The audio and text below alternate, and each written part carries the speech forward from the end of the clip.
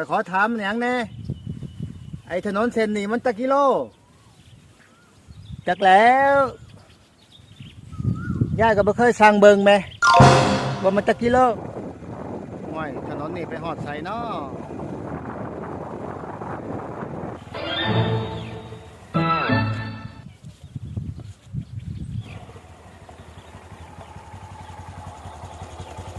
ยายจะอยู่แถวพี่ติยายเป็นคนแถวพี่ละมีหยังข้อยขอถามอย่างแน่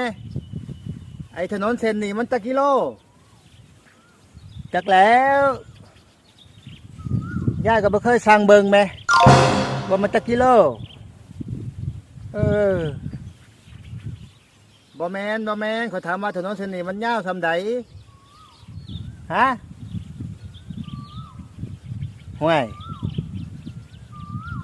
ยายก็บ่จักคือกันยายก็บ่เคยวัดเบิ่งเนาะว่ามันยาวส่ำใดโอ้สงสัยสิเว้ากันบ่ฮู้เรื่องดอกมื้อนี้โอ้